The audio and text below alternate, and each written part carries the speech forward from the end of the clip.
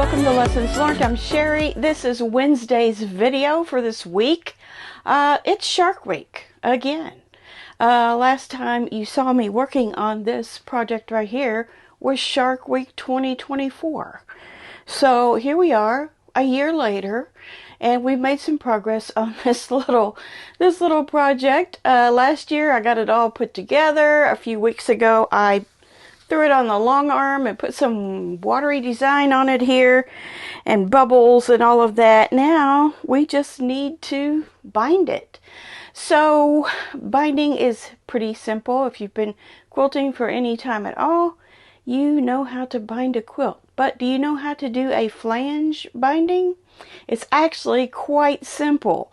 It is an extra step or two to regular binding, but it's worth it for a little more flair on your binding.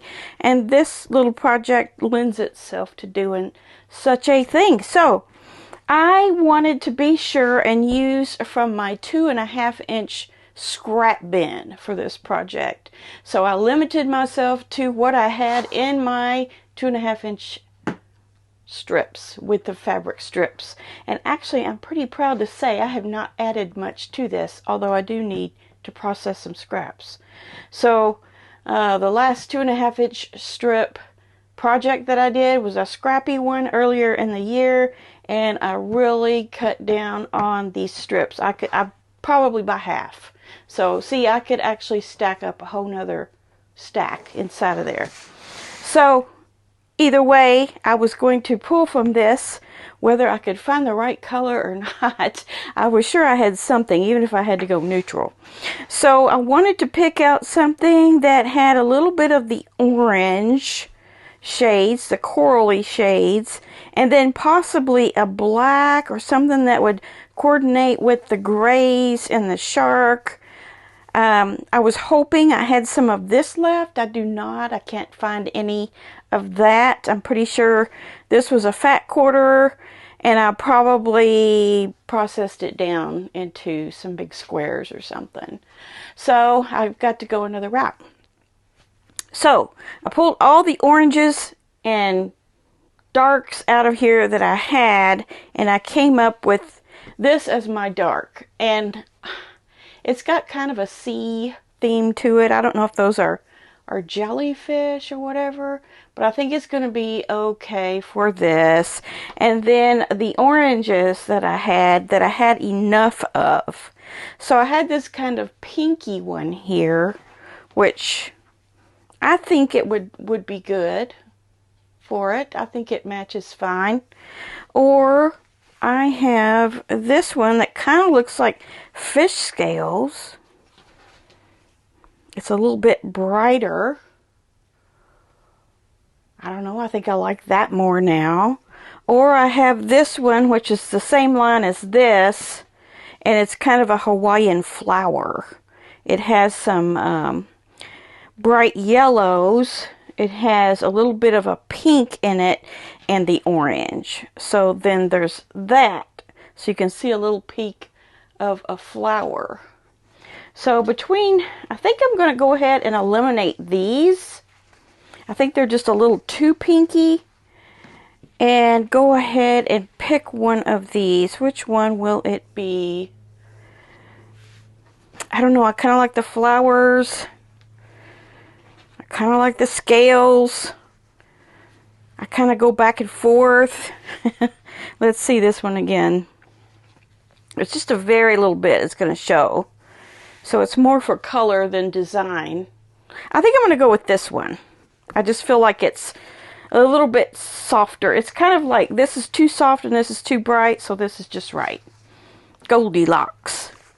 So there's a lot of videos out there on how to do flange binding. Do they speak your language? Have you been able to do it with those videos? Well, quite possibly. I'm going to make this video despite the fact that there's a million videos out there on how to do flange binding, because I may be the one that speaks your language. So let's go ahead and get started on this flange binding.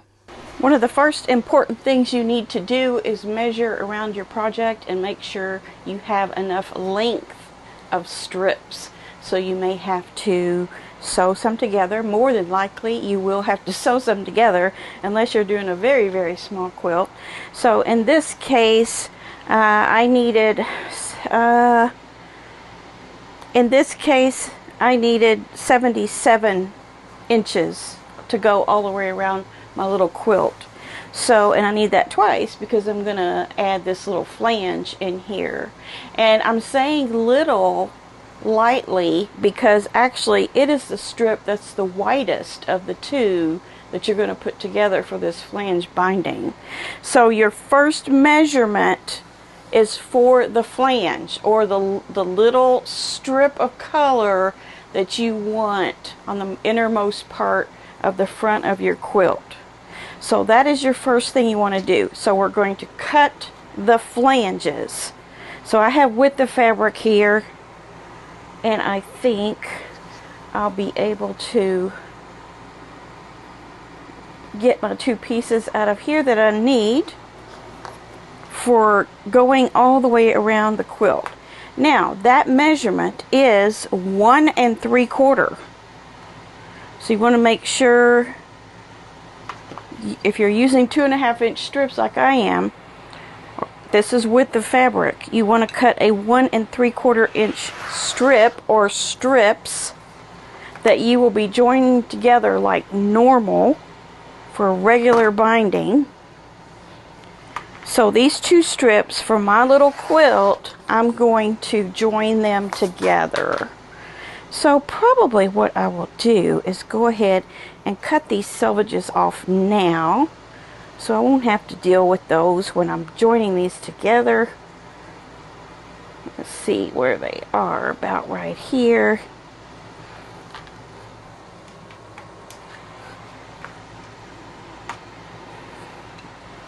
There.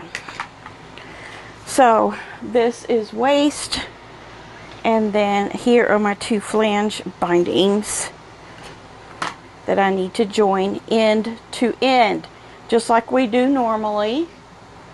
You do them like this, run a line of stitching this way, and then open it up. But don't fold this after you get that finished. Just go ahead and sew the two pieces together, or how many ever pieces you have, just like you would normally do on a binding.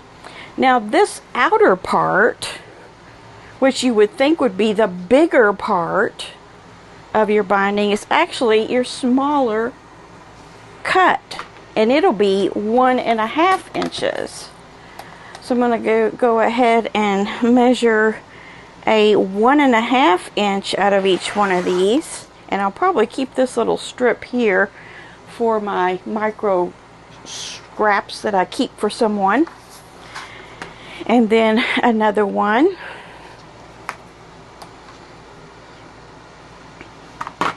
It's nice to just pull these right out of your 2.5 inch width of fabric bin if you have one, because you know one of your edges, or both of your edges, are already straight. You just throw your ruler on there and cut them out. So here again, I'm just gonna, this is just a me thing. You don't have to cut your selvages off quick like this. You can just do it later when you join them. Okay, so now I'm going to go over to the sewing machine, join these two together like I normally would, this way, and then I will iron that open, trim it and iron it open. So let's go do that with both of these. Our 1 3/4 flange and our 1.5 binding. So you'll have one extending out away from your needle here, and one going perpendicular. And if these are nice and square, you can just lay them right on top of each other. And then grab this little corner right here and guide that over to your needle. If you do not have seam tape down, like I have, that shows me where to sew, you will have to draw a line and follow your line. But since I have this tape down, I can just go ahead and do this.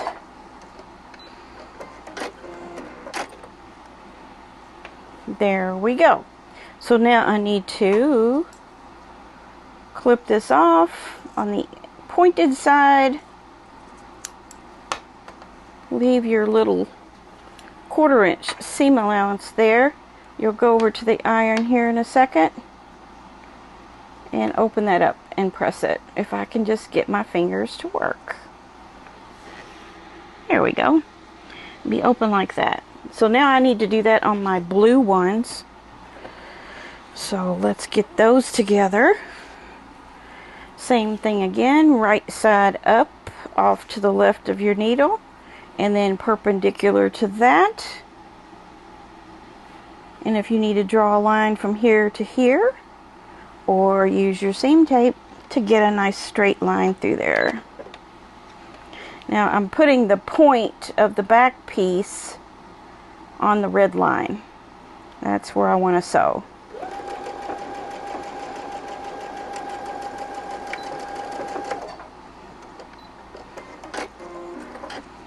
And there we go. So I want to trim that one off.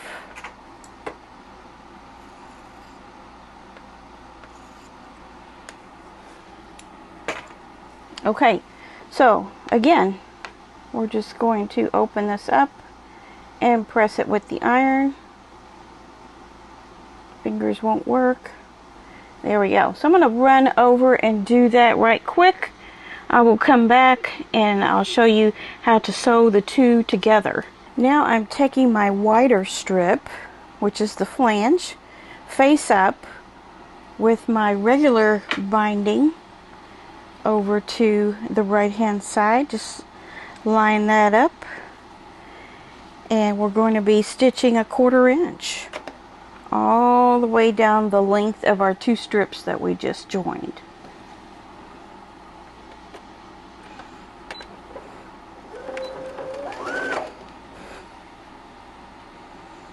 You can pin it if you like.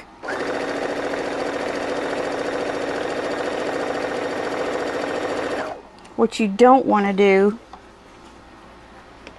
is stretch it. So don't stretch anything, just lightly lay this darker piece or the less wide piece on top and just guide it under your foot.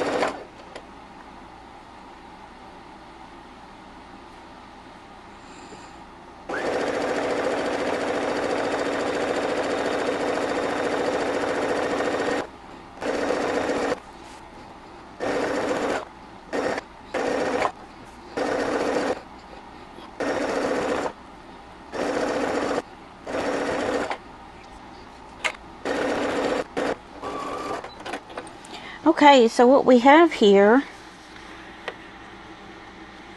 once we open this up, is our binding before we fold it. So you're going to want to go to the iron first and iron this seam open. And then once you have that open, then you'll turn around and fold this one over. And the reason why you want to open that seam, well, you can't see what I'm doing. The reason you want to iron that open is to take some of the bulk out of your little flange that's going to be showing through.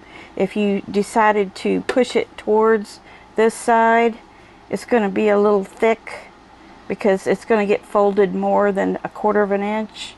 And if you fold it to this side, it's going to be completely empty.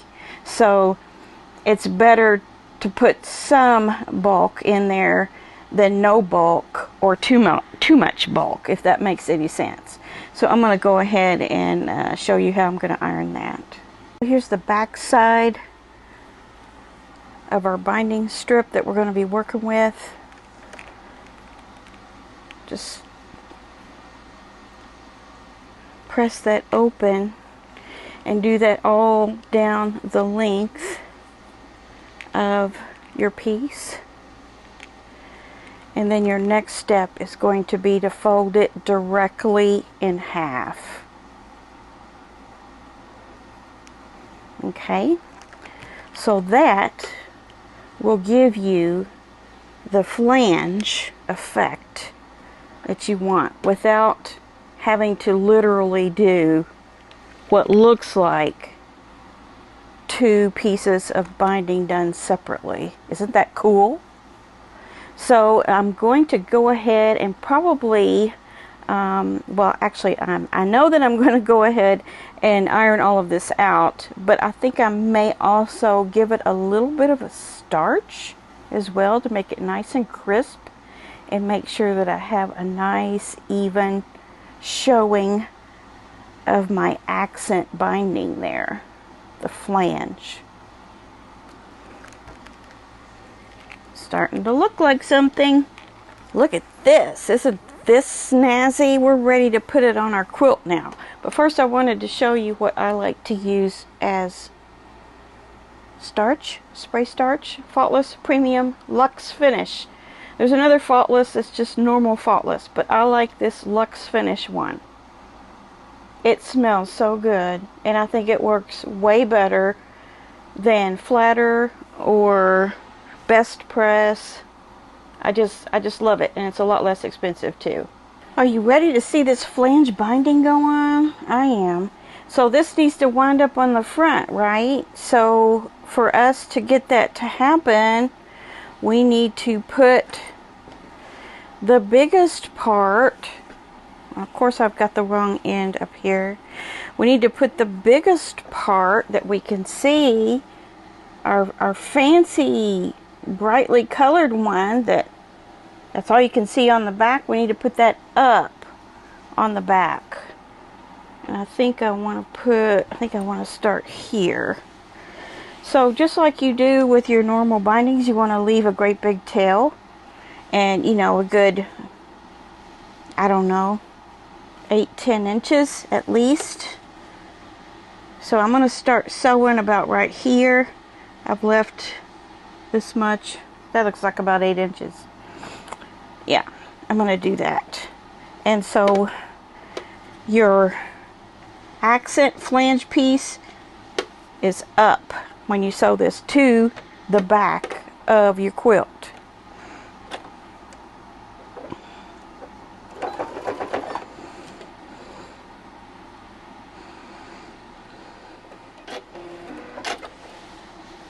Talking about cutting it close, whew, I only had about an extra 4 inches after I joined this. So I'm going to join that together now and flip it to the other side and show you how you sew it on the front side.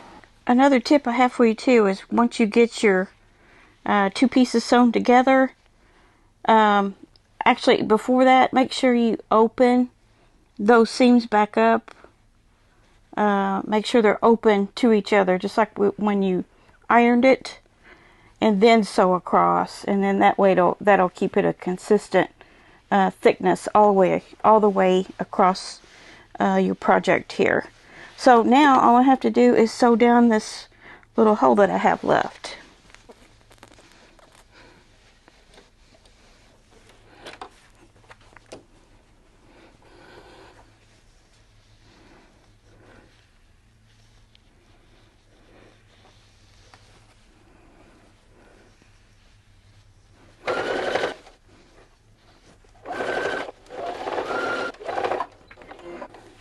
Okay, so we're all finished here. We're ready to flip it to the other side. And looky, we're going to have our little orange sticking out. So I'm going to go to the iron and press this seam as flat as I can get it on the back side of my project. And kind of arrange my corners a little bit too. And then I'll get to sewing that front side on. I'll be back to show you the best way to do that. Okay, I'm a little bit mad at myself. Actually, I'm a bit mad at myself because I did not turn the camera on when I was sewing this. But I think maybe I can explain this to you very simply and maybe more thoroughly now that I have to do it this way in hindsight.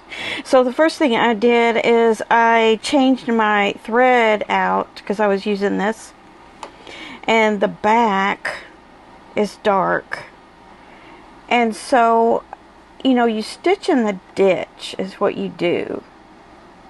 Okay, so I happen to have this foot that has this toe that's the perfect width of my flange, and my needle is coming down right in that left hand part of that hole, so the needle is lining up right with that.